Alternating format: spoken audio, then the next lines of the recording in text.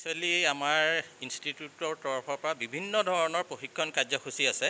তাৰ ভিতৰতে এটা প্ৰশিক্ষণ কাৰ্যসূচী হ'ল ফাৰ্মাৰ স্কিল ট্ৰেইনিং, কৃষকৰ কৌশল বিকাশ ট্ৰেইনিং প্ৰশিক্ষণ কাৰ্যসূচী।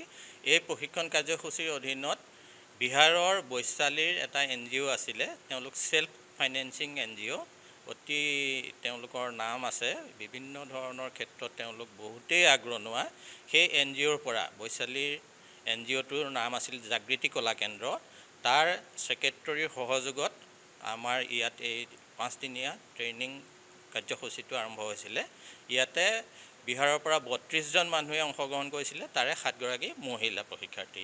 আমি এই গোটেই প্ৰশিক্ষণটোত তেওঁলোকক কালচাৰটোৰ বিষয়ে details A to Z, soil to science কেনেকৈ প্ৰডাকশ্যন কৰিব পাৰি, নাৰ্চাৰী কেনেকৈ কৰিব পাৰি, বিভিন্ন ধৰণৰ খাদ্যবৃক্ষ, পলুপালনৰ বিভিন্ন ধৰণৰ প্ৰণালী, প্ৰাৰম্ভিক পলুপালন প্ৰণালী, লেটেষ্ট পলুপালন প্ৰণালী, তাৰ লগতে প্ৰডাক্ট ডাইভাৰ্চিফিকেশ্যন কেনেকৈ কৰিব পাৰি, সূতা কটা, ৰং কৰা, সকলো ধৰণৰ বিষয়ে তেওঁলোকক হেণ্ডছ অন ট্ৰেইনিং আমি প্ৰদান কৰিলোঁ। লগতে তেওঁলোকক আমি মটিভেশ্যনৰ কাৰণে বিভিন্ন বক্তাক নিমন্ত্ৰণ জনাই তেওঁলোকক প্ৰডাক্ট ডাইভাৰ্চিফিকেশ্যনৰ বিষয়ে এই ট্ৰেইনিংটোত সম্পূৰ্ণ জ্ঞান দিয়া হৈছিলে।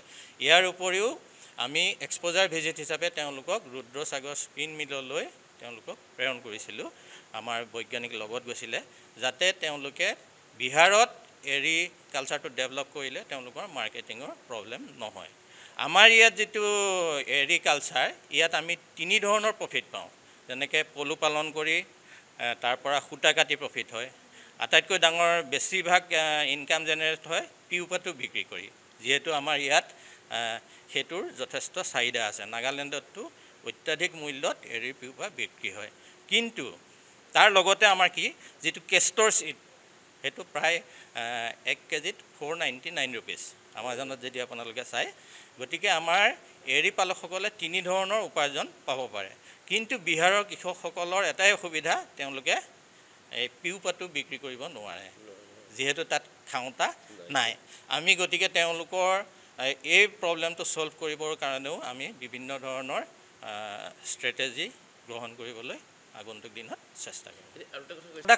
প্ৰডাকশ্যনৰ যিটো আমি কিউমুলেটিভ এনুৱেল গ্ৰ'থ বুলি কওঁ, CAGR গ্ৰ'থ বুলি কওঁ, আটাইকেইবিধ চিল্কৰ ভিতৰত প্ৰডাকশ্যন গ্ৰ'থটো সদায় ঊৰ্ধ্বগামী হৈ আছে। গতিকে যিহেতু এইটো ভিতৰত কৰা হয়, মুগা আৰু টচ আমি বাহিৰত কৰোঁ, গতিকে বহুত চেলেঞ্জ থাকে। ৰিয়েৰিংটো এনেকুৱা এটা বস্তু, এটা এচিয়ৰ্ড ইনকাম হয়। মানে কৃষক এজনে যদি ইনভেষ্ট কৰে তাৰ ৰিটাৰ্ণ আহিবই, এচিয়ৰ্ড ইনকাম। গতিকে এইটোৰ ক্ষেত্ৰত ফাৰ্মাৰ্ছে কোনো ৰিস্ক ল'বলগীয়া নহয়। এইটো আমাৰ প্ৰডাকশ্যনৰ ক্ষেত্ৰত ভাৰতবৰ্ষত অসমৰ স্থান 1 নম্বৰ। কিন্তু উল্লেখযোগ্য যে আমি 1 নম্বৰ হ'লেও আমাৰ প্লেণ্টেশ্যনটো গুজৰাটতকৈ কম। গতিকে আমাৰ কথাটো হ'ল আমাৰ মানুহসকলৰ যিটো প্ৰফেশ্যনেল এটিটিউড, সেই বস্তুটো গঢ় লৈ উঠিব লাগে।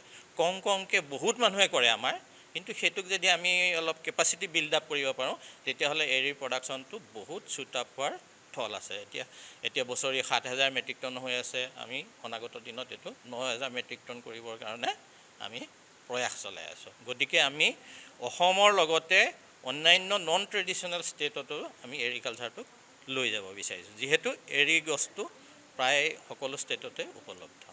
যিকোনো খবৰৰ বাবে যোগাযোগ কৰক 7099017330 অথবা 7099017900